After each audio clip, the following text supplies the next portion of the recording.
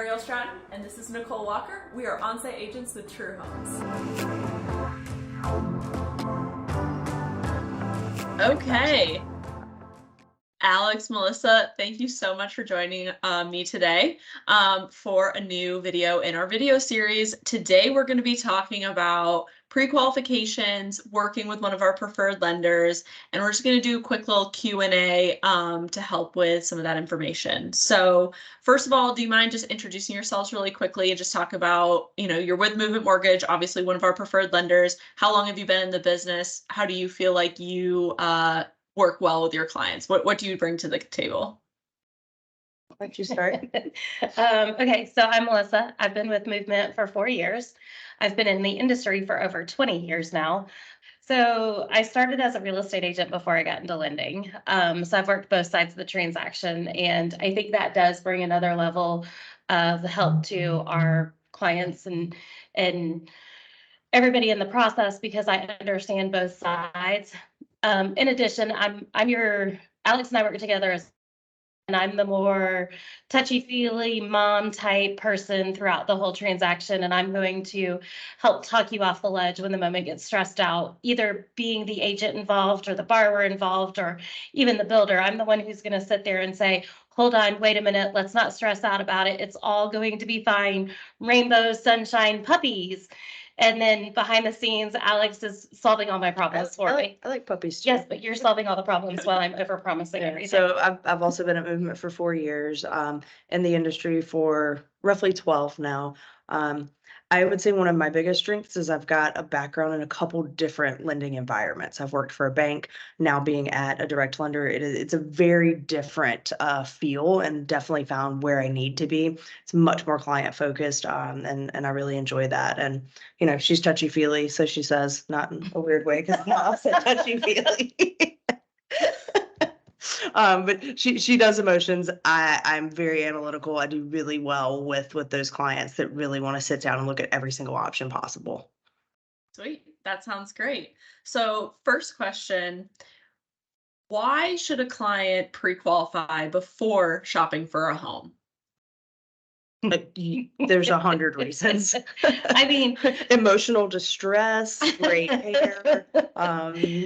Look, the last thing you want to do is fall in love with your dream home, go under contract, give a deposit, and start the emotional roller coaster that is buying a home to only find out you cannot buy that home.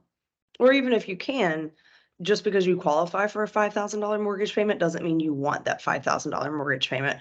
Getting a realistic idea of what that path ahead is hugely beneficial, not only for the client to be successful, but for the lender to be successful, for the agent to be successful. You can't have a smooth transaction if you don't start with proper expectations.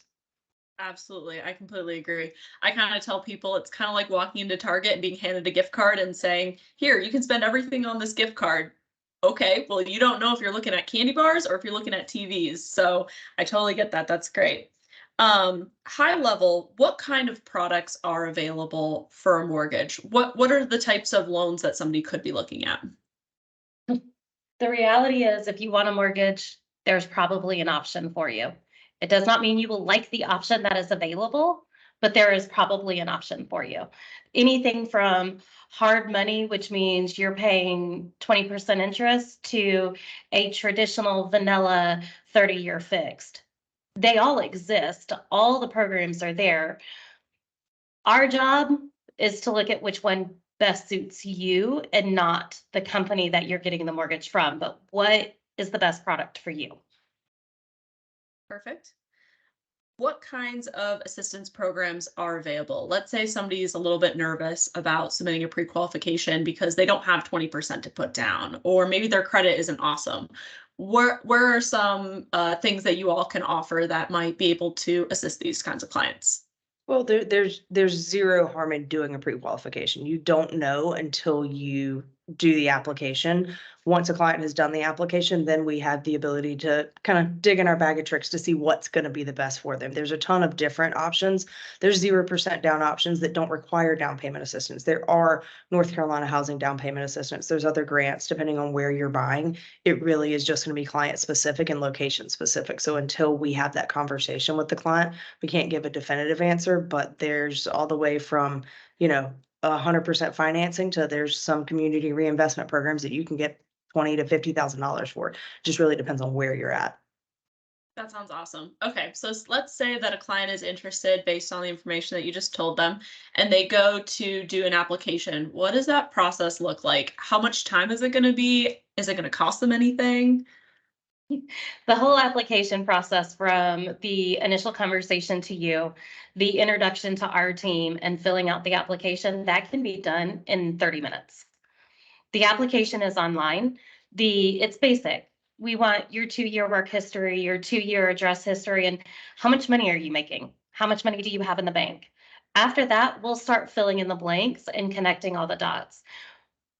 We paint the picture for everybody to see. So once you've submitted your pre-approval, once you've submitted your application for your pre-approval, that process is going to take us a couple of hours, because we want to comb through all the documentation and everything you've provided us to give you the right answers. One of the things that paralyzes clients is they think if they put anything wrong on the pre-approval, it's going to mess things up. They're not going to get the house, and it stops them from completing the application. You can't break a pre-approval. We can fix anything that you put in wrong. Or, let's say you want to apply for a $150,000 house and you apply for a $1.5 million house. We're not just going to tell you no, we're going to fix it.